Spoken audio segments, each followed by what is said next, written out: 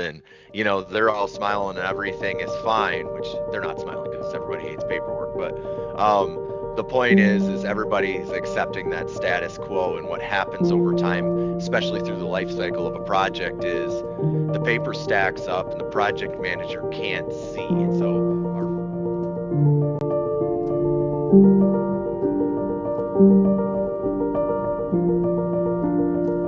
So some of the major issues that we hear about and I've faced myself as a project manager so much is like the manual tracking of projects. And you could see in the background behind me, it's like this, perfect image of where the guys in the crew are doing their day-to-day reports and they're all smiling and everything is fine, which they're not smiling because everybody hates paperwork, but um the point is everybody's accepting that status quo, and what happens over time, especially through the life cycle of a project, is the paper stacks up and the project manager can't see. And so our friend over here on the left hand side is kind of buried underneath all of the paperwork, and you know really taking a snapshot of what the project life cycle is from planning all the way down to closure. What I find to be the worst is that when we're closing out a project, that's when we're managing and like overseeing the metrics that we really should have been monitoring throughout, that middle monitoring and controlling phase of the project. And it causes a lot of problems. So Mhm. I think I think one of the biggest problems I faced was spending like 3 days, on over the course of a week, um, to build one of these projects.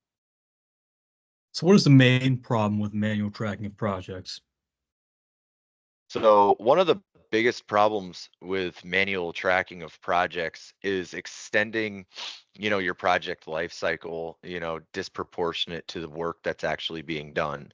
So if you can imagine, major construction projects have a hell of a lot of things going on, from the very time we've even conceptualized this project to the time we close it, there are probably a million tasks or more that a project manager has to contend with. And most of the time, he delegates it. And what happens, and I really think this is sort of the crux of it all, and what caused all of this is regulations that, like the government or safety, OSHA, we're always trying to cover our liability and things or stay in compliance.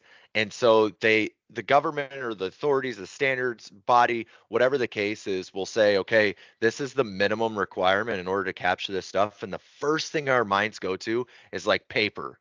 And so we attach like a big packet of paper to a clipboard, and we send it out in the field, and we say, whenever you see, a guy out there hammering a nail, make him fill out this form. And so everybody says, okay, that's a great way to make sure the crew's doing that. Well, the paper goes into the truck, the crew truck. The crew truck slaps in this. They've got these big binders. You guys have all seen them, or not binders, but clipboards. They've got the little latch, and there's like weeks of 10 paperwork. paperwork in there. Say, oh, I'll hold it on until we get paid for our invoices. That's fine and dandy. The only problem is like then you're making decisions. So let's say you're a good project manager and you get that big packet for all 30 of your jobs, right? So you're getting a packet every single day, and you're going through there basically like an admin, going through each one of those papers that came out of this foreman's binder that was sitting in a crew truck for the last year, and you're putting it into your manual tracker. So you're saying, okay, well, this is how much footage they did today. That's how many X, Y, and Z they've done. And maybe you're getting that month to month under an ideal scenario snapshot of what's happening on your project. And I think that would probably take you, assuming you're very detail oriented, using Excel to manage and track all of these things by scraping those, invoices. Or the invoice backup. I think you might be able to get maybe, I don't know, you get it done maybe in 8 hours, right? And so that's really the problem, is if you spend all of your time on manual tracking, and you're reviewing all of these invoices, what you're going to find out is you're not actually managing your projects, because all of those KPIs that could have or are being generated from what you're doing, you're not actually able to act upon them to interpret what's happening in the field because you got it a month ago. So what's happening in construction, and you'll see this time and time again, is really we're a manufacturing group, right? We're bringing something into reality, and the only thing is that something happens along the project life cycle. So, and that could be anywhere from 3 months to 12 months. It really just depends on the size of the project and the amount of complexity within it. So, in a nutshell, it's really just the amount of time and resources that we have to allocate ourselves to. And most of the time, we fall short on that, and we don't have those metrics in front of us to be able to execute properly on our projects. Who do you know that might also be having these same problems? Yeah. Well, that's what I do at Skyway. At Skyway, our team really looks for people that are having those problems: project managers, construction coordinators, administrative assistants, really anybody that's on the front lines that are trying to sort of wrangle this hydra together and hammer down some of these loose flying papers and make something happen. So I think, in my past, one of the most striking stories was, like a project manager that had 30 projects or more, and the biggest problem really comes when he doesn't have an army behind him, right? So maybe there's like one inspector to four crews or something. And so there's no accountability as far as those projects go on the document tracking side of things. And and I think that really like stuck out to me because, having gone through a lot of this myself, um, I understand how frustrating it is. You feel like you're flying blind, right? There's no visibility into your projects until, invoice time, and that's really where major burn happens. So, um, I think I think mostly utilities is a great candidate, and in some level government as well, to where there's no real container built, on an off-the-shelf solution that can help these guys out. And so they're given Excel. Go track your projects with Excel like we've always done, and that's what's going to work. And any container that we try to put has to be, under the highest um, data security practices. So, most of the time people say solutions, and then IT like says, no, no, no, no, no, nothing can be in the cloud. What about our precious data?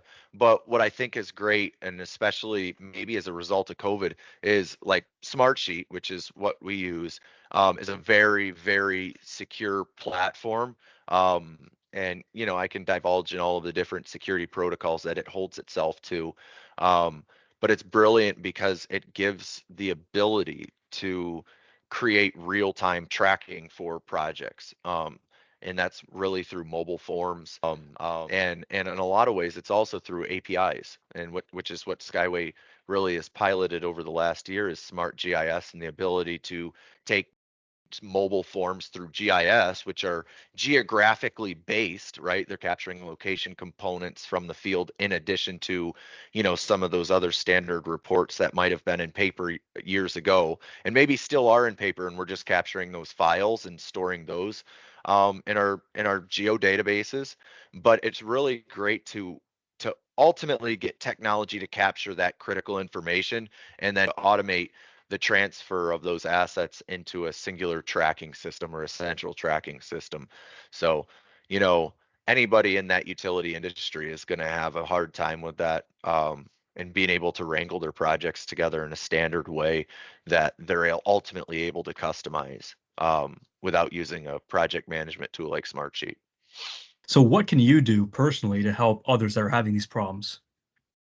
Yeah, that's a great question. So, Um, currently in Skyway, we're taking a closer look at who our customers are and where we can find them. And so we're looking on LinkedIn for really anybody in the project management space with utilities, maybe people that have these problems and maybe people that have already solved them, to really build a culture around and like really draw awareness around this problem of, we don't have a good infrastructure to be able to bring in our data, and we don't have a good infrastructure to eliminate manual tracking with digital, and replace it with digital tracking. So one of the best ways that we'll be able to find and encounter people facing these problems is really just platforms like LinkedIn, where we're posting this video content, making sure our voice is getting heard, and making sure whoever's listening knows that their voice is heard. So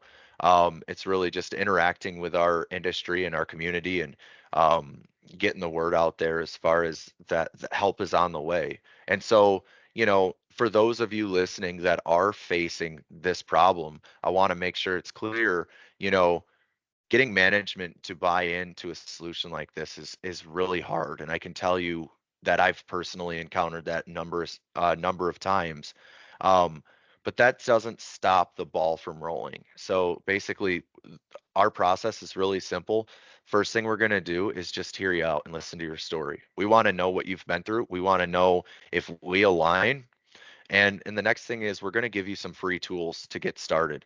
So one of the best parts about Smartsheet is they do have a free trial, and we have templates already made for you. So when you go to, wrangle some of these projects and contend with the current state of your projects, you're going to have something getting, going forward that'll help you get the ball rolling and keep it to a micro level where you're just looking at one project at a time.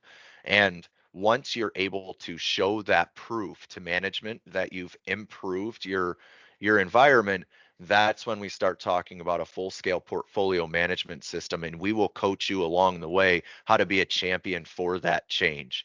And so that's what Skyway's really focused on now, is making sure that we can find the people that need our help and give them the resources they need in the way that they need them, without really ever having to engage us full time until they're absolutely ready and management's on board. So it's just building that culture of change, straight from the beginning to the end. And I think ultimately it creates just a much better client relationship. And obviously, the more value we can offer the world, the better.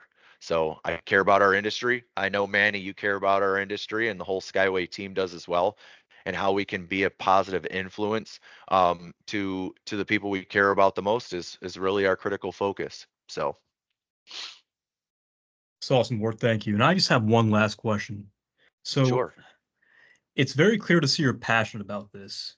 And what exactly is it that drives your passion? Because you speak with such enthusiasm about everything, and it seems that you really want to shine a light bulb, to the darkness in this case. So please touch on that a little bit. So one of the things that drives my passion the most is just knowing that people out there like me are facing these problems. And I don't want to sound like I'm virtue signaling, because I find that to be annoying myself. But truly, this is the most frustrating problem when you're a project manager, because I love project management. As a kid, I always wanted to be a project manager in the natural gas industry. And it was something that I dreamed about, like, as long as I can remember. But what I hated, and I remember how much I hated the fact that I couldn't go out and visit with my crews. It burns me pretty bad, because I found that when I was laboring, when a project manager would acknowledge me and say, "Hey, Ward, you're doing a great job. I appreciate it." It meant the world to me. And I knew that every moment as a project manager, I'm sitting in my chair trying to wrangle with all this paperwork, and I'm not out in the field making a positive influence on, the greater stakeholders of the greater team. I'm robbing them of an opportunity to be able to see what's actually possible and lead them to being able to find what their passion is. And that was something that meant a lot to me. It means a lot to be able to reach out to people who feel like their voice isn't heard. And so that's a big driving force for us and our team, to be able to align with that and make sure that people know that we're there for them. And, that really goes back to where my roots were. So I think, just putting myself in our client's shoes and knowing the troubles that they face is where our biggest focus and our biggest influence lies. And then making sure that we look at the greater picture and not ignore the small things, like, shaking the hand of flaggers. And if we're in the office, we're not doing that. We're not making sure our guys are safe and making sure that they feel acknowledged and heard. And those things are important to me, for the greater good of our industry. So, I've been up for the last year building out these solutions, and I think we're finally starting to see some positive feedback on that. And a lot of it is because we fully aligned now. We're out of that startup phase and we're building towards a cultural change. And that cultural change is a positive change towards our industry and being able to better track their projects and become more efficient and get the oil and gas industry's bad label of being archaic really into a forward thinking movement where we're much more in tune with the times and competitive to other industries. So I think that's more critical than ever, as much scrutiny as we're actually facing. And so making sure that we have those processes in place and we cover every single check that we can is more important now than ever.